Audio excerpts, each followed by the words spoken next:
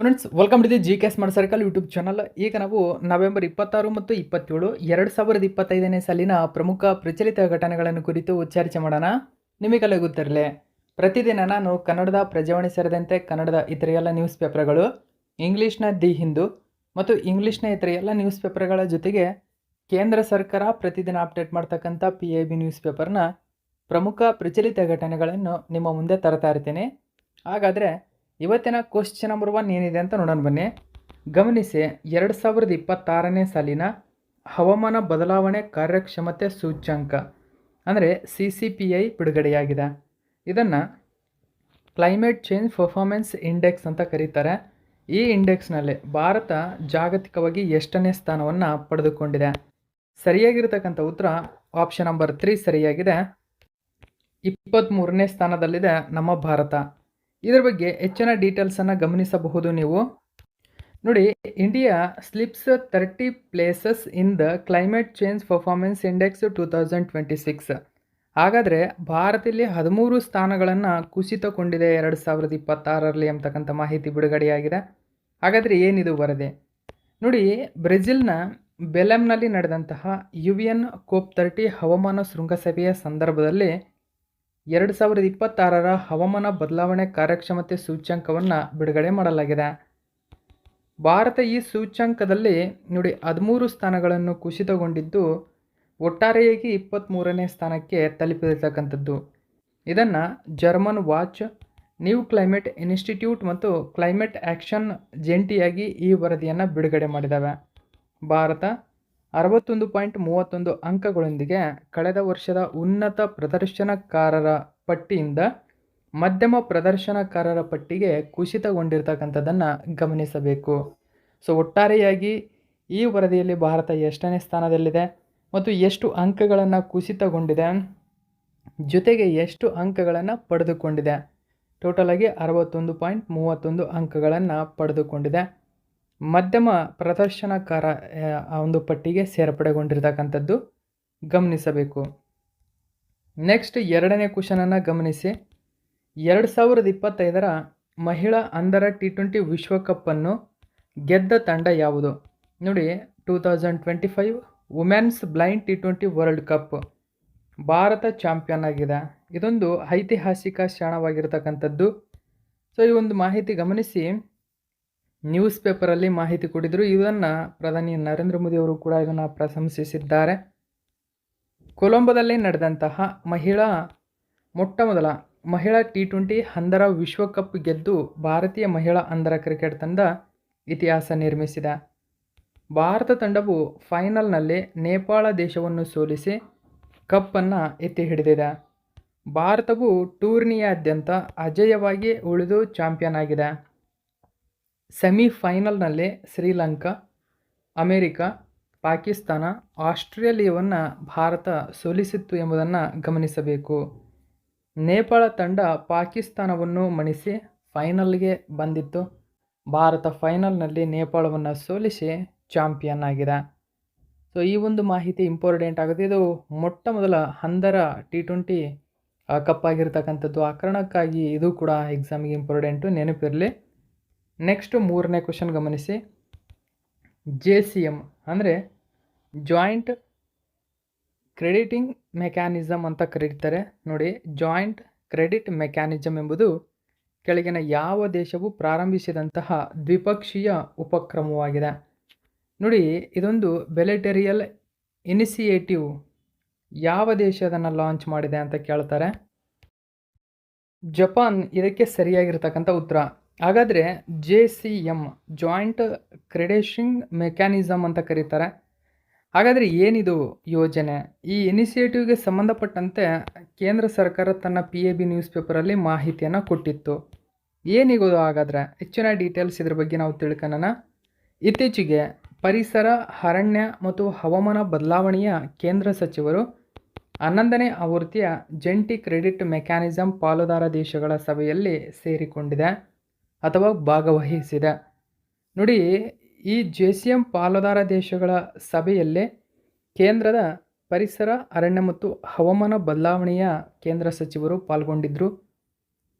ಮುಖ್ಯವಾಗಿ JCM ಅನ್ನು ಮೊದಲು ಜಪಾನ್ ಸರ್ಕಾರ ಪ್ರಸ್ತಾಪಿಸಿತು ಮತ್ತು 2013ರಲ್ಲಿ ಅಧಿಕೃತವಾಗಿ ಇದನ್ನು ಪ್ರಾರಂಭಿಸಲಾಯಿತು. ಪಾಲುದಾರ ರಾಷ್ಟ್ರಗಳಲ್ಲಿ ಸುಸ್ಥಿರ ಅಭಿವೃದ್ಧಿಯನ್ನು ಬೆಂಬಲಿಸಲು ಜಪಾನಿನ ಘಟಕಗಳಿಂದ ಹೂಡಿಕೆಯ ಮೂಲಕ ಸುಧಾರಿತ ಡಿಕಾರ್ಬೊನೈಸಿಂಗ್ ತಂತ್ರಜ್ಞಾನಗಳು ಮತ್ತು ಮೂಲಸೌಕರ್ಯವನ್ನು ಹರಡುವ ಗುರಿಯನ್ನು ಇದು ಹೊಂದಿದೆ. ಇದು ಪ್ಯಾರಿಸ್ ಒಪ್ಪಂದದ ಆರ್ಟಿಕಲ್ 6ರ ಅಡಿಯಲ್ಲಿ ಜಾರಿಗೆ ತರಲಾಗಿರ್ತಕ್ಕಂಥ ದ್ವಿಪಕ್ಷೀಯ ಕಾರ್ಯವಿಧಾನ. ನೋಡಿ, ಇದನ್ನು ಪ್ಯಾರಿಸ್ ಒಪ್ಪಂದದ ಅಡಿಯಲ್ಲಿ ಜಾರಿಗೆ ತರಲಾಗಿದೆ. ಹಾಗಾದರೆ ಇದರ ಉದ್ದೇಶವೇನು? ನೋಡಿ, ಪಾಲುದಾರ ರಾಷ್ಟ್ರಗಳ ನಡುವೆ ಸುಸ್ಥಿರ ಅಭಿವೃದ್ಧಿಯನ್ನು ಬೆಂಬಲಿಸಲು ಮುಖ್ಯವಾಗಿ ಡಿಕಾರ್ಬೊನೈಸಿಂಗ್ ತಂತ್ರಜ್ಞಾನಗಳು ಮತ್ತು ಮೂಲಸೌಕರ್ಯವನ್ನು ಹರಡುವ ಗುರಿಯನ್ನು ಹೊಂದಿದೆ. ಇದು ಮುಖ್ಯವಾಗಿ ಹವಾಮಾನ ಬದಲಾವಣೆಯ ಮೇಲಿನ ವಿಶ್ವಸಂಸ್ಥೆಯ ಫ್ರೇಮ್ವರ್ಕ್ ಕನ್ವೆನ್ಷನ್ ಏನಿದೆ, ಅಂದರೆ UNFCCC ಏನಿದೆ, ಇದರ ಅಡಿಯಲ್ಲಿ ಕಾರ್ಯನಿರ್ವಹಿಸುತ್ತದೆ. ಮತ್ತು ಕ್ಲೀನ್ ಡೆವಲಪ್ಮೆಂಟ್ ಮೆಕ್ಯಾನಿಸಮ್ CDM ಜಂಟಿ ಅನುಷ್ಠಾನ JIಗೆ ಪೂರಕವಾಗಿದೆ. ಇದು JCMನ 31ನೇ ಪಾಲುದಾರ ರಾಷ್ಟ್ರಗಳಲ್ಲಿ ಭಾರತವೂ ಕೂಡ ಒಂದಾಗಿದೆ. ನೋಡಿ, ಪ್ರಸ್ತುತ JCMನ ಪಾಲುದಾರ ರಾಷ್ಟ್ರಗಳ ಸಂಖ್ಯೆ 31. ಇದರಲ್ಲಿ ಭಾರತ ಕೂಡ ಇರತಕ್ಕಂಥದ್ದನ್ನು ಗಮನಿಸಬೇಕು. ಸೊ ಇಷ್ಟು ಮಾಹಿತಿ ಇದಕ್ಕೆ ಸಂಬಂಧಪಟ್ಟಂತೆ ನೆನಪಿರಲಿ, ಇದು ಇಂಪಾರ್ಟೆಂಟ್ ಆಗುತ್ತೆ ಕ್ವಶನ್ನು. ನೆಕ್ಸ್ಟ್ 4ನೇ ಕ್ವಶನ್ ಗಮನಿಸಿ. ಈಗ ನಾವು 4ನೇ ಕ್ವಶನ್ ಏನಿದೆ ಅಂತ ಗಮನಿಸಿ. ಇತ್ತೀಚೆಗೆ ಸುದ್ದಿಯಲ್ಲಿರುವ ಇಸ್ರೇಲ್ ಮೂಲ ಹೊಂದಿರತಕ್ಕಂಥ ಬ್ನೇ ಮೆನಾಸೆ ಸಮುದಾಯ, ಗಮನಿಸಿ ಇದರ ಹೆಸರನ್ನು ಬ್ನೇ ಮನಾಸೆ ಸಮುದಾಯ, ಇಂಗ್ಲೀಷಲ್ಲಿ ಕೂಡ ಗಮನಿಸಬಹುದು ಬ್ನೇ ಮನಾಸೆ ಕಮ್ಯುನಿಟಿ. ಈ ಸಮುದಾಯವು ಪ್ರಾಥಮಿಕವಾಗಿ ಭಾರತದ ಕೆಳಗಿನ ಯಾವ ರಾಜ್ಯಗಳಲ್ಲಿ ಕಂಡುಬರುತ್ತದೆ ಅಂತ ಕ್ವಶನ್ನು. ಇದಕ್ಕೆ ಸರಿಯಾಗಿರತಕ್ಕಂಥ ಉತ್ತರ ನೋಡಿ, ಆಪ್ಷನ್ ನಂಬರ್ 1 ಸರಿಯಾಗಿದೆ, ಮಿಜೋರಾಂ ಮತ್ತು ಮಣಿಪುರ. ಹಾಗಾದರೆ ಈ ಬ್ನೇ ಮೆನಾಸೆ ಸಮುದಾಯ ಯಾಕೆ ಸುದ್ದಿಯಲ್ಲಿದೆ ಅಂತ ಕೇಳೋದಾದರೆ, ನೋಡಿ ಇವರು ಮೂಲತಃ ಇಸ್ರೇಲ್ ಮೂಲದವರು. ನೋಡಿ, ಈ ಬ್ನೇ ಮೆನಾಸೆ ಸಮುದಾಯ ಇಸ್ರೇಲ್ ಮೂಲದವರು, ಇದು ನೆನಪಿರಬೇಕು. ಇಸ್ರೇಲ್ ಮೂಲದವರಾಗಿರತಕ್ಕಂಥ ಇವರು ಇಸ್ರೇಲ್ನಲ್ಲಿರ್ತಕ್ಕಂಥ ಮನಸ್ಸೆ ಎಂಬ ಅಲ್ಲಿ ಜಾತಿ ಇದೆ, ಅಲ್ಲೊಂದು ಸಮುದಾಯ ಇದೆ ಮನಸ್ಸೆ ಎಂಬುದು, ಆ ಜಾತಿಗೆ ಸೇರ್ಪಡೆಗೊಂಡವರು. ಅಂದರೆ ಈ ಮೆನಸ್ಸೆ ಎಂಬುದು ಇಸ್ರೇಲ್ನಲ್ಲಿ ಮೂಲತಃ ಬೈಬಲ್ ವಂಶಸ್ಥರು ಇವರು. ಓಕೆ, ಈ ಬೈಬಲ್ ವಂಶಸ್ಥರು ಸರಿಸುಮಾರು ಭಾರತಕ್ಕೆ 300ರಿಂದ 500 ಅಂದರೆ ಕ್ರಿಸ್ತ ಶಕ 300 ಅಥವಾ 500 ವರ್ಷಗಳ ಹಿಂದೆ, ಅಂದರೆ ಆ ಶತಮಾನದಲ್ಲಿ ಬಂದಂಥವರು. ಇವರು ಮೂಲತಃ ಬೈಬಲ್ ವಂಶಸ್ಥರು. ಆದರೆ ಭಾರತಕ್ಕೆ ಮತ್ತು ಇಸ್ರೇಲ್ಗೆ ಹೋದ ನಂತರ ಇವರು ಯಹೂದಿ ಧರ್ಮಕ್ಕೆ ಕನ್ವರ್ಟ್ ಆಗ್ತಾರೆ. ಯಹೂದಿಗಳು ಇರತಕ್ಕಂಥ ಏಕೈಕ ದೇಶ ಅಂದರೆ ಅದು ಇಸ್ರೇಲ್. ಇಸ್ರೇಲ್ ಎಲ್ಲ ದೇಶದಲ್ಲಿರ್ತಕ್ಕಂಥ ಯಹೂದಿಗಳನ್ನು ತನ್ನ ದೇಶಕ್ಕೆ ಕರೆತರ್ತಾ ಇದೆ. ಓಕೆ, ಈ ಮೂಲಕ ಭಾರತದಲ್ಲಿ ಪ್ರೆಸೆಂಟ್ಲಿ ಎಷ್ಟಿದ್ದಾರೆ ಅಂದರೆ 5800 ಯಹೂದಿಗಳಿದ್ದಾರೆ. ಓಕೆ, 5800 ಜನ ಯಹೂದಿಗಳಿದ್ದಾರೆ. ಈ ಎಲ್ಲ ಯಹೂದಿಗಳು ಮಿಜೋರಾಂ ಮತ್ತು ಮಣಿಪುರದಲ್ಲಿ ವಾಸ ಮಾಡ್ತಾ ಇದ್ದಾರೆ. ಇವರನ್ನು ಇಸ್ರೇಲ್ ಇದೀಗ ತನ್ನ ದೇಶಕ್ಕೆ ವಾಪಸ್ ಕರೆಸಿಕೊಳ್ತಾ ಇದೆ ಇವರೆಲ್ಲರನ್ನು. ಸೊ ಬ್ನೇ ಮನಾಸೆ ಕಮ್ಯುನಿಟಿ ಅಂದರೆ ಇವರನ್ನು, ಇದರಲ್ಲಿ ಅರ್ಧದಷ್ಟು ಅಂದರೆ 10,000 ಜನಸಂಖ್ಯೆ ಎಷ್ಟಿತ್ತು ಭಾರತದಲ್ಲಿ ಯಹೂದಿಗಳು, ಆಲ್ರೆಡಿ 5,000 ಜನಸಂಖ್ಯೆಯಷ್ಟನ್ನು ತನ್ನ ದೇಶಕ್ಕೆ ಕರೆಸಿಕೊಂಡಿದೆ. ಉಳಿದಂತಹ 5,800 ಜನಸಂಖ್ಯೆ ಏನಿದೆ ಇವರನ್ನೆಲ್ಲರನ್ನು 2030ರ ವೇಳೆಗೆ ಯೋಜನೆಯ ಮೂಲಕ ತನ್ನ ದೇಶಕ್ಕೆ ಸೇರ್ಪಡೆಗೊಳಿಸುವ ಒಪ್ಪಂದಕ್ಕೆ ಸಹಿ ಹಾಕಿದೆ. ಸೊ ಈ ಮೂಲಕ ಇವರು ಬೈಬಲ್ ವಂಶಸ್ಥರು ಅಂದರೆ ಕ್ರಿಶ್ಚಿಯನ್ನರಾದರೂ ಕೂಡ ಇವರು ಯಹೂದಿ ಧರ್ಮಕ್ಕೆ ಕನ್ವರ್ಟ್ ಆಗಿ ಯಹೂದಿಗಳಾಗಿ ಭಾರತದಲ್ಲಿ ಯಹೂದಿ ಧರ್ಮದ ಆಚರಣೆಗಳು, ಯಹೂದಿಗಳ ಹಬ್ಬ ಹರಿದಿನಗಳನ್ನು ಆಚರಣೆ ಮಾಡ್ತಾ ಇದ್ದಾರೆ. ಆ ಕಾರಣಕ್ಕಾಗಿ ಸೊ ಇವರು ಇಸ್ರೇಲ್ ಮೂಲದವರು. ಇಸ್ರೇಲ್ ಮೂಲ ಅಂತಂದರೆ ನೀವು ಗಮನಿಸಬಹುದು ಇಸ್ರೇಲ್ ಯಹೂದಿ ದೇಶ. ಆ ಕಾರಣಕ್ಕಾಗಿ ಸೊ ಅಲ್ಲಿನ ಆಚರಣೆಗಳನ್ನು ಆಚರಿಸ್ತಾರೆ. ಇಸ್ರೇಲ್ ಇವರನ್ನು ಕರೆಸಿಕೊಳ್ತಾ ಇದೆ. ಗಮನಿಸಿ, ಗವರ್ನಮೆಂಟ್ ಅಪ್ರೂವ್ಸ್, ಯಾವ government? Indian government. Indian government approves plan to bring India's remaining ನೋಡಿ ಲಾಸ್ಟ್ ಟ್ರೈಬ್ ಬ್ನೇ ಮನಾಸೆ ಅಂತ ಕರೀತಾರೆ. ಬ್ನೇ ಮನಾಸೆ ಎಂಬುದು ಲಾಸ್ಟ್ ಟ್ರೈಬ್ ಆಗಿದೆ. ಸೊ ಬ್ರಿಂಗ್ ಅಂದರೆ ಕಳಿಸಿಕೊಡ್ತಕ್ಕಂಥದ್ದು. ಇಂಡಿಯಾ ಅಪ್ರೂವ್ ಮಾಡಿದೆ ಪ್ಲಾನ್ಗೆ ಸಂಬಂಧಪಟ್ಟಂತೆ. ಸೊ ಎಲ್ಲಿ ಗಮನಿಸಿ, back to Israel. Okay, so ಆ ಕಾರಣಕ್ಕಾಗಿ ಈ ಕ್ವಶನ್ ನಿಮಗೆ ತುಂಬಾ ಇಂಪಾರ್ಟೆಂಟ್ ಆಗುತ್ತೆ ಎಕ್ಸಾಮಿಗೆ. ಈ ಒಂದು ಮಾಹಿತಿಯನ್ನು ನ್ಯೂಸ್ ಪೇಪರಲ್ಲಿ ಕೊಟ್ಟಿದ್ದರು. ಎಲ್ಲ ನ್ಯೂಸ್ ಪೇಪರಲ್ಲೂ ಕೂಡ ಕೊಟ್ಟಿದ್ದಾರೆ, ನೆನಪಿರಬೇಕು. ಸೊ ಗಮನಿಸಿ, ವಿವರಣೆ ಇದಕ್ಕೆ ಸಂಬಂಧಪಟ್ಟಂತೆ ನ್ಯೂಸ್ ಪೇಪರಲ್ಲಿ. ಪ್ರಸ್ತುತ ಭಾರತದಲ್ಲಿ ಉಳಿದಿರತಕ್ಕಂಥ ಮೆನಾಸೆ ಕಮ್ಯುನಿಟಿ ಜನರು 5800 ಜನ. ಭಾರತದಿಂದ ಇಸ್ರೇಲ್ಗೆ ಕರೆತರುವ ಯೋಜನೆಯನ್ನು ಇಸ್ರೇಲ್ ಗೌರ್ಮೆಂಟ್ ಅನುಮೋದನೆ ನೀಡಿದೆ. ಈ ಮೂಲಕ ಭಾರತದ ಮಿಜೋರಾಂ ಮತ್ತು ಮಣಿಪುರದಲ್ಲಿ ಮಾತ್ರ ಕಂಡುಬರ್ತಕ್ಕಂಥ ಈ ಜನಸಂಖ್ಯೆ ನೋಡಿ, ಎಲ್ಲಿ ಕಂಡುಬರ್ತಕ್ಕಂಥದ್ದು ಎಂಬುದು ಇಂಪಾರ್ಟೆಂಟ್ ಆಗುತ್ತೆ. ಕಂಡು ಬರ್ತಾರೆ. ಇವರನ್ನು ಇಸ್ರೇಲ್ಗೆ ಕಳೆದು ಹೋಗಿರತಕ್ಕಂಥ ಬುಡಕಟ್ಟುಗಳಲ್ಲಿ ಒಂದಿದು. ಈ ಮನಸ್ಸೆ ಎಂಬ ಬೈಬಲ್ನ ಬುಡಕಟ್ಟಿನ ವಂಶಸ್ಥರು ಎಂದು ಹೇಳಿಕೊಳ್ಳುತ್ತಾರೆ. ಅವರು ನಂತರ ಯಹೂದಿ ಧರ್ಮವನ್ನು ಅಳವಡಿಸಿಕೊಳ್ಳುತ್ತಾರೆ. ಕ್ರಿಶ್ಚಿಯನ್ನರು ಮತ್ತು ಯಹೂದಿ ಪದ್ಧತಿಗಳು, ಹಬ್ಬಗಳನ್ನು ಇವರು ಆಚರಣೆ ಮಾಡ್ತಾರೆ. ಇತಿಹಾಸಕಾರರ ಪ್ರಕಾರ ಸುಮಾರು 300 ಅಥವಾ 500 ವರ್ಷಗಳ ಹಿಂದೆ ಇವರು ಭಾರತಕ್ಕೆ ಬರ್ತಾರೆ. 1980ರ ದಶಕದಲ್ಲಿ ಇಸ್ರೇಲ್ನೊಂದಿಗೆ ಸಂಪರ್ಕದ ನಂತರ ಆಧುನಿಕ ಯಹೂದಿ ಆಚರಣೆಗಳನ್ನು ಅಳವಡಿಸಿಕೊಳ್ಳುತ್ತಾರೆ. ಸುಮಾರು ಅರ್ಧದಷ್ಟು ಸಮುದಾಯ ಈಗಾಗಲೇ ವಲಸೆ ಹೋಗಿ ಇಸ್ರೇಲ್ ಪೌರತ್ವವನ್ನು ಪಡೆದುಕೊಂಡಿದೆ. ಸುಮಾರು 1200 ಜನರು 2026ರ ವೇಳೆಗೆ ಹೋಗಿದ್ದಾರೆ. ಉಳಿದ 4600 ಜನರು 2030ರ ವೇಳೆಗೆ ವಲಸೆಯನ್ನು ಪೂರ್ಣಗೊಳಿಸುತ್ತಾರೆ ಅಂತಕ್ಕಂಥ ಮಾಹಿತಿ ಹೇಳಿದೆ. ಸೊ ಓಕೆ, ಈಗ ನಾವು 5ನೇ ಕ್ವಶನ್ ಏನಿದೆ ಅಂತ ಗಮನಿಸೋಣ ಬನ್ನಿ. ಗಮನಿಸಿ, ಇತ್ತೀಚೆಗೆ ಇಂಡಿಯಾ ಪೋಸ್ಟ್ ತನ್ನ ಮೊಟ್ಟ ಮೊದಲ ಜನರೇಷನ್ ಝೆಡ್ ಥೀಮ್ ಅಂಚೆ ಕಚೇರಿಯನ್ನು ಕೆಳಗಿನ ಯಾವ IIT ಕ್ಯಾಂಪಸ್ನಲ್ಲಿ ಉದ್ಘಾಟಿಸಿದೆ? ಇಲ್ಲಿ ಗಮನಿಸಬಹುದು ನೀವು, generation Z named post office ಅಂತ ಕರೀತಾರೆ ಇಂಗ್ಲೀಷಲ್ಲಿ. ಆನ್ಸರನ್ನು ತಿಳ್ಕೊಂಡು ಇದ್ರ ಬಗ್ಗೆ ತಿಳ್ಕೊಳ್ಳೋಣ ನಾವು. ಗಮನಿಸಿ, ಆಪ್ಷನ್ ನಂಬರ್ 3 ಸರಿಯಾಗಿದೆ, IIT ದೆಹಲಿ. ಹಾಗಾದರೆ ಏನಿದು ಜನರೇಷನ್ ಝೆಡ್? ನೋಡಿ, ಜನರೇಷನ್ ಝೆಡ್ ಎಂಬುದು ನಮ್ಮ ಆಧುನಿಕ ಯುಗದಲ್ಲಿ, ಅಂದರೆ ಯುವಕರು ಏನಿದ್ದಾರೆ, ಸೊ ಈ ಯುಗವನ್ನು ನಾವು ಜನರೇಷನ್ ಝೆಡ್ ಅಂತ ಕರೀತಾರೆ. ಸೊ ಈ ಜನರೇಷನ್ ಝೆಡ್ ಎಂಬತಕ್ಕಂಥ ಯುಗವು ಪ್ರಸ್ತುತ ನೇಪಾಳದಲ್ಲಿ ತನ್ನ ಸರ್ಕಾರವನ್ನೇ ಉರುಳಿಸಿದಂಥ ಪ್ರಸಂಗವನ್ನು ಗಮನಿಸಿದಿರಿ ನೀವು. ಇದರ ಆಯೋಗದ ಅಡಿಯಲ್ಲಿ ಇಂಡಿಯಾ ಪೋಸ್ಟ್ ಏನಿದೆ, ಜನರೇಷನ್ ಝೆಡ್ ಥೀಮ್ ಅಂಚೆ ಕಚೇರಿಯನ್ನು ಮೊಟ್ಟ ಮೊದಲ ತನ್ನ ಒಂದು ಕಚೇರಿಯನ್ನು IIT ಕ್ಯಾಂಪಸ್ನಲ್ಲಿ ತೆರೆದಿದೆ, ಅದು ದೆಹಲಿಯಲ್ಲಿ. ಇದರ ಉದ್ದೇಶವೇನು? ಹಾಗಾದರೆ ಇದರ ಉದ್ದೇಶವೇನು ಅಂದರೆ ನೋಡಿ, ಶಿಕ್ಷಣ ಸಂಸ್ಥೆಯಾದ್ಯಂತ, ಅಂದರೆ IIT ಶಿಕ್ಷಣ ಸಂಸ್ಥೆ ಅಂತ ಅಂದರೆ ಅದು ಗಮನಿಸಬಹುದು, ಆ ಕ್ಯಾಂಪಸ್ ತುಂಬಾ ಹೆಸರುವಾಸಿಯಾಗಿರತಕ್ಕಂಥದ್ದಾಗಿರ್ಬೋದು. ಓಕೆ, ಹೀಗೆ IIT ದೆಹಲಿ ಎಂಬುದು ಭಾರತದಲ್ಲಿ ಮತ್ತು ಹೆಚ್ಚು ವಿಶ್ವದಾದ್ಯಂತ ಹೆಸರು ಮಾಡಿದಂಥ ಒಂದು ಶಿಕ್ಷಣ ಸಂಸ್ಥೆ. ಈ ಶಿಕ್ಷಣ ಸಂಸ್ಥೆಯಲ್ಲೇ ಅಂಚೆ ಆಧುನೀಕರಿಸುವ ಬಗ್ಗೆ ಅರಿವು ಮೂಡಿಸುವ ಉದ್ದೇಶವನ್ನು ಹೊಂದಿರತಕ್ಕಂಥದ್ದು. ಈ ಜನರೇಷನ್ ಝೆಡ್ ಥೀಮ್ ಅಂಚೆ ಕಚೇರಿ ಏನು ಮಾಡುತ್ತೆ, ಇಡೀ ಶಿಕ್ಷಣ ಸಂಸ್ಥೆಯಾದ್ಯಂತ ಅಂಚೆ ಆಧುನೀಕರಿಸುವಿಕೆಗೆ ಬಲವನ್ನು ಕೊಡುತ್ತದೆ. ಓಕೆ, ನ್ಯೂಸ್ ಪೇಪರಲ್ಲಿ ಮಾಹಿತಿ ಕೊಟ್ಟಿದ್ದರು. ಭಾರತದ ಮೊಟ್ಟ ಮೊದಲ ಜನರೇಷನ್ ಝೆಡ್ ಥೀಮ್ ಅಂಚೆ ಕಚೇರಿ IIT ದೆಹಲಿಯಲ್ಲಿ ಇಂಡಿಯಾ ಪೋಸ್ಟ್ ಹೊಸ ಯುಗಕ್ಕೆ ಚಾಲನೆ ನೀಡಿದೆ. ನೋಡಿ, ಈ ಥರದ ಮಾಹಿತಿಗಳು ಇಂಪಾರ್ಟೆಂಟ್ ಆಗ್ತವೆ ನಿಮಗೆ ಎಕ್ಸಾಮಿಗೆ. ಭಾರತೀಯ ಅಂಚೆ ವಿಭಾಗ ತನ್ನ ಸೇವೆಗಳನ್ನು ನುಡಿ ಜನರೇಷನ್ ಝೆಡ್ ಅಂಚೆ ಕಚೇರಿಯನ್ನು IIT ಕ್ಯಾಂಪಸ್ಸಲ್ಲಿ ಜಾರಿಗೆ ತಂದಿದೆ. ಓಕೆ, ಇದರ ಉದ್ದೇಶವೇನು ಅಂತ ನೀವು ಇಲ್ಲಿ ಗಮನಿಸಬಹುದು.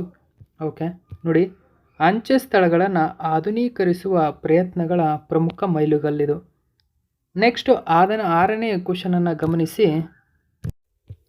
ಇತ್ತೀಚೆಗೆ ಸುದ್ದಿಯಲ್ಲಿರುವ ಪ್ರಧಾನಮಂತ್ರಿ ಜನ ವಿಕಾಸ ಕಾರ್ಯಕ್ರಮ, ಅಂದರೆ PMJVK ಅಂತ ಕರೀತಾರೆ ಇಂಗ್ಲೀಷಲ್ಲಿ. ಗಮನಿಸಿ, ಪ್ರಧಾನಮಂತ್ರಿ ಜನ ವಿಕಾಸ ಕಾರ್ಯಕ್ರಮ ಅಂತ ಕರೀತಾರೆ. ಇದನ್ನು ಕೆಳಗಿನ ಯಾವ ಕೇಂದ್ರ ಸಚಿವಾಲಯ ಜಾರಿಗೆ ತಂದಿದೆ? ಸುದ್ದಿಯಲ್ಲಿದೆ ಇದು. ಯಾವ ಕೇಂದ್ರ ಸಚಿವಾಲಯ ಜಾರಿಗೆ ತಂದಿದೆ ಅಂದರೆ ಆಪ್ಷನ್ ನಂಬರ್ 2 ಸರಿಯಾಗಿದೆ, ಅಲ್ಪಸಂಖ್ಯಾತ ವ್ಯವಹಾರಗಳ ಸಚಿವಾಲಯ. ಹಾಗಾದರೆ ಯಾಕೆ ಸುದ್ದಿಯಲ್ಲಿದೆ ಅಂತ ಕೇಳಿದರೆ, ಇತ್ತೀಚೆಗೆ ಈ ಪ್ರಧಾನಮಂತ್ರಿ ಜನ ವಿಕಾಸ ಕಾರ್ಯಕ್ರಮ ಯೋಜನೆಯನ್ನು ಹೆಚ್ಚು ಒತ್ತು ಕೊಡುವ ಯೋಜನೆಯನ್ನು ಸರ್ಕಾರ ಹಾಕಿಕೊಂಡಿದೆ, ಒತ್ತು ಕೊಡ್ತಾ ಇದೆ ಇದಕ್ಕಾಗಿ ಈ ಪ್ರಧಾನಮಂತ್ರಿ ಜನ ವಿಕಾಸ ಕಾರ್ಯಕ್ರಮ ಏನಿದೆ, ಇದು ಒಂದು ಪೋರ್ಟಲ್ ಜಾರಿಗೆ ತಂದಿದೆ. ಓಕೆ, SNA ಸ್ಪರ್ಶ್ ಅಂತ ಕರೀತಾರೆ, ಇದಕ್ಕೆ ಸ್ಪರ್ಶ್. ಓಕೆ, ಈ ಸ್ಪರ್ಶ್ ಎಂಬತಕ್ಕಂಥ ಈ ಪೋರ್ಟಲ್ಗೆ ಕೇಂದ್ರ ಸರ್ಕಾರ ಒತ್ತು ನೀಡುತ್ತಾ ಇದೆ. ಇದರ ಜೊತೆಗೆ ಈ ಪ್ರಧಾನಮಂತ್ರಿ ಜನ ವಿಕಾಸ್ ಯೋಜನೆ ಎಂಬುದು ನೋಡಿ, ಇದೊಂದು ಕೇಂದ್ರ ಪ್ರಾಯೋಜಿತ ಯೋಜನೆ. ಅಂದರೆ ಕೇಂದ್ರ ಸರ್ಕಾರವೇ ಈ ಯೋಜನೆಯನ್ನು ಜಾರಿಗೆ ತಂದಿದೆ. ಹಾಗಾದರೆ ಈ PMJVK ಯೋಜನೆಯ ಉದ್ದೇಶವೇನು ಅಂತಂದರೆ, ಎಲ್ಲೆಲ್ಲಿ ಅಲ್ಪಸಂಖ್ಯಾತ ಪ್ರದೇಶಗಳಿದಾವೋ ಅಥವಾ ಸಮುದಾಯಗಳಿದಾವೋ ಅವರಿಗೆ ಶಾಲೆ ಆಗಿರ್ಬೋದು, ಆರೋಗ್ಯ ಕೇಂದ್ರ ಆಗಿರ್ಬೋದು, ಸಮುದಾಯ ಭವನಗಳಾಗಿರ್ಬೋದು, ಕುಡಿಯುವ ನೀರು, ನೈರ್ಮಲ್ಯ, ಇವೆಲ್ಲವೂ ಅಂದರೆ ಬೇಸಿಕಲಿ ಅಲ್ಪಸಂಖ್ಯಾತ ಸಮುದಾಯಕ್ಕೆ ಏನೇನು ಬೇಕು ಅವುಗಳನ್ನು ಒದಗಿಸುವ ಉದ್ದೇಶದೊಂದಿಗೆ ಈ ಯೋಜನೆಯನ್ನು ಜಾರಿಗೆ ತಂದಿದೆ. ನೋಡಿ, ಗಮನಿಸಬೇಕು, ಈ ಯೋಜನೆಯ ಉದ್ದೇಶವೇನು ಅಂತ ನಿಮಗೀಗ ಗೊತ್ತಾಗಿದೆ ಅಂದ್ಕೊಳ್ತೀನಿ. ಸೊ ಗಮನಿಸಿ, ನ್ಯೂಸ್ ಪೇಪರಲ್ಲಿ ಈ ಒಂದು ಮಾಹಿತಿ ಕೊಟ್ಟಿದ್ದರು. Ministry of minority affairs holes national review meeting on PMJVK. So PMJVK ಬಗ್ಗೆ ನಿಮಗೀಗ ಗೊತ್ತಾಗಿದೆ, ಇದರ ಉದ್ದೇಶವೇನು ಅಂತ. ಅಲ್ಪಸಂಖ್ಯಾತ ಪ್ರದೇಶಗಳನ್ನು ಉನ್ನತೀಕರಿಸುವ ಉದ್ದೇಶವನ್ನು ಹೊಂದಿದೆ. ನೋಡಿ, ಈ ಯೋಜನೆ ಅನುಷ್ಠಾನವನ್ನು ಪರಿಶೀಲಿಸಿದೆ. ಅದರ ಪೋರ್ಟಲ್ ಮತ್ತು SNA ಸ್ಪರ್ಶ್ನ ಉತ್ತಮ ಬಳಕೆಗೆ ಒತ್ತು ನೀಡಿದೆ. ಹಾಗಾದರೆ SNA ಸ್ಪರ್ಶ್ ಯಾವ ಒಂದು ಪ್ರಮುಖ ಯೋಜನೆಯ ಕಾರ್ಯಕ್ರಮವಾಗಿದೆ ಅಂತ ಕೇಳ್ತಾರೆ? PMJVK ಅಂತ ನೆನಪಿರಬೇಕು. PMJVK ನಾನು ಹೇಳಿದಂತೆ ಇದೊಂದು ಕೇಂದ್ರ ಪ್ರಾಯೋಜಿತ ಯೋಜನೆಯಾಗಿದೆ. ಇದು ಉದ್ದೇಶವೇನು ಹಾಗಾದರೆ? ಅಲ್ಪಸಂಖ್ಯಾತ ಕೇಂದ್ರೀಕೃತ ಪ್ರದೇಶಗಳೇನಿದ್ದಾವೆ ಅಲ್ಲಿ ಶಾಲೆಗಳು, ಆರೋಗ್ಯ ಕೇಂದ್ರಗಳು, ಹಾಸ್ಟೆಲ್ಗಳು, ಸಮುದಾಯ ಭವನಗಳು, ಕುಡಿಯುವ ನೀರು, ನೈರ್ಮಲ್ಯ, ಇತರೆ ಸೌಕರ್ಯಗಳನ್ನು ಒದಗಿಸುವ ಗುರಿಯನ್ನು ಯೋಜನೆ ಹೊಂದಿದೆ. ಓಕೆ, ನೆಕ್ಸ್ಟು 7ನೇ ಕ್ವಶನ್ ಗಮನಿಸಿ. ಇತ್ತೀಚೆಗೆ ಭಾರತೀಯ ಚಿತ್ರರಂಗದ ಮ್ಯಾನ್ ಎಂದು ಪ್ರೀತಿಯಿಂದ ಕರೆಯಲ್ಪಡುವಂತಹ ಲೆಜೆಂಡರಿ ಬಾಲಿವುಡ್ ನಟ ತನ್ನ 89ನೇ ವಯಸ್ಸಿನಲ್ಲಿ ನಿಧನರಾದರು. ಹಾಗಾದರೆ ಅವರ ಹೆಸರೇನು? ಸರಿಯಾದಂಥ ಉತ್ತರ ಧರ್ಮೇಂದ್ರ. ನೋಡಿ, ಇವರನ್ನು ಎಲ್ಲರೂ ನೋಡಿರ್ತೀರ, ಬಾಲಿವುಡ್ನ ಸೂಪರ್ ಸ್ಟಾರ್ಗಳಲ್ಲಿ ಒಬ್ಬರು ಇವರು ಧರ್ಮೇಂದ್ರ. ಅವರನ್ನು ಬಾಲಿವುಡ್ನಲ್ಲಿ ಮ್ಯಾನ್ ಅಂತಕ್ಕಂಥ ಹೆಸರಿನಿಂದ ಕರೀತಾ ಇದ್ದರು. ಓಕೆ, ನವೆಂಬರ್ 24ರಂದು ಮುಂಬೈನಲ್ಲಿ ತಮ್ಮ ನಿವಾಸದಲ್ಲಿ ಅವರು ಕೊನೆ ಉಸಿರೆಳೆದಿದ್ದಾರೆ. ಅತ್ಯಂತ ಜನಪ್ರಿಯ ನಟರಲ್ಲೊಬ್ಬರಾದ ಇವರಿಗೆ 2012ರಲ್ಲಿ ಪದ್ಮಭೂಷಣ ಪ್ರಶಸ್ತಿಯನ್ನು ನೀಡಿ ಗೌರವಿಸಲಾಗಿದೆ. ನೆಕ್ಸ್ಟ್ 8ನೇ ಕ್ವಶನ್ ಗಮನಿಸಿ. ಇತ್ತೀಚೆಗೆ ಕೆಳಗಿನ ಯಾವ ದೇಶವು ಕೊಲಂಬೋ ಭದ್ರತಾ ಸಮಾವೇಶದ ನೂತನ ಸದಸ್ಯ ರಾಷ್ಟ್ರವಾಗಿ ಸೇರ್ಪಡೆಯಾಗಿದೆ? ಗಮನಿಸಿ, new member of Colombo security conclave. ಇದನ್ನು CSC ಅಂತ ಕರೀತಾರೆ. ನೋಡಿ, CSC ಅಂದರೆ ಕೊಲಂಬೋ ಸೆಕ್ಯೂರಿಟಿ ಕಾನ್ಕ್ಲೇವ್ ಅಂತ ಕರೀತಾರೆ. ಇದಕ್ಕೆ ಸರಿಯಾಗಿರತಕ್ಕಂಥ ಉತ್ತರ ಸಿಶೆಲ್ಸ್. ಓಕೆ, ಸೆಷಲ್ಸ್ ಅಥವಾ ಶಿಶೆಲ್ಸ್ ಅಂತ ಕರೀತಾರೆ. ಇಲ್ಲಿ ನೀವು ಗಮನಿಸಬೇಕಾಗಿರತಕ್ಕಂಥ ಪ್ರಮುಖ ವಿಷಯ ಏನಂದರೆ, ಈ ಕೊಲಂಬೋ ಭದ್ರತಾ ಸಮಾವೇಶದ ಉದ್ದೇಶವೇನು ಅಂತ. ಕೊಲಂಬೋ ಭದ್ರತಾ ಸಮಾವೇಶದ ಮುಖ್ಯ ಉದ್ದೇಶ ಏನಂದರೆ, ಹಿಂದೂ ಮಹಾಸಾಗರ ಪ್ರದೇಶಗಳೇನಿದ್ದಾವೆ ಈ ಪ್ರದೇಶಗಳಾದ್ಯಂತ ಸಹಕಾರವನ್ನು ಬೆಳೆಸುವ ಉದ್ದೇಶವನ್ನು ಹೊಂದಿರತಕ್ಕಂಥ ಯೋಜನೆ. ಓಕೆ, ಈ ಒಂದು ಕಾನ್ಕ್ಲೇವ್. ಈ ಕಾನ್ಕ್ಲೇವ್ಗೆ ಪ್ರಸ್ತುತ ಸದಸ್ಯ ರಾಷ್ಟ್ರಗಳು ಯಾವುವು ಅಂದರೆ, ನಮ್ಮ ಭಾರತ ಹೌದು, ಜೊತೆಗೆ ಶ್ರೀಲಂಕಾ ಹೌದು, ಇದರ ಜೊತೆಗೆ ಮಾಲ್ಡೀವ್ಸ್ ಹೌದು, ಇದರ ಜೊತೆಗೆ ಮಾರಿಷಸ್, ಇದರ ಜೊತೆಗೆ ಬಾಂಗ್ಲಾ, ಈಗ ಸಿಶೆಲ್ಸ್ ದೇಶ. ಇವು ಇಷ್ಟು ಇದರ ಸದಸ್ಯ ದೇಶಗಳು. ನೋಡಿ, ಭಾರತ, ಶ್ರೀಲಂಕಾ, ಮಾಲ್ಡೀವ್ಸ್, ಮಾರಿಷಸ್, ಬಾಂಗ್ಲಾದೇಶ, ಸಿಶೆಲ್ಸ್ ಇವೆಲ್ಲವೂ ಕೂಡ ಕೊಲಂಬೋ ಭದ್ರತಾ ಸಮಾವೇಶ ಅಥವಾ ಕೊಲಂಬೋ ಸೆಕ್ಯೂರಿಟಿ ಕಾನ್ಕ್ಲೇವ್ನ ಸದಸ್ಯ ರಾಷ್ಟ್ರಗಳು, ಅಧಿಕೃತ ಸದಸ್ಯ ರಾಷ್ಟ್ರಗಳಿವು. ಈ ಸದಸ್ಯ ರಾಷ್ಟ್ರಗಳ ಉದ್ದೇಶವೇನು? ನಾನು ಹೇಳಿದಂತೆ ಹಿಂದೂ ಮಹಾಸಾಗರ ಪ್ರದೇಶಗಳಾದ್ಯಂತ ಸಹಕಾರವನ್ನು ಬಲಪಡಿಸುವ ಉದ್ದೇಶವನ್ನು ಹೊಂದಿರತಕ್ಕಂಥ ಒಂದು ಗುಂಪು ಇದು. ಓಕೆ, ಈ ಗುಂಪಿನ ಉದ್ದೇಶ ನಿಮಗೆ ಗೊತ್ತಾಗಿದೆ. India arts 7th Colombo security conclave NSA meeting. NSA meeting ಹಾಗಾದರೆ ಏನಿದು NSA? ಇದರ ಬಗ್ಗೆಯೂ ಕೂಡ ನಾನು ತಿಳಿಸ್ಕೊಡ್ತೀನಿ. ಓಕೆ, ಅಜಿತ್ ದುವಾಲ್ ಇದರ ಅಧ್ಯಕ್ಷತೆಯನ್ನು ವಹಿಸಿದ್ರು.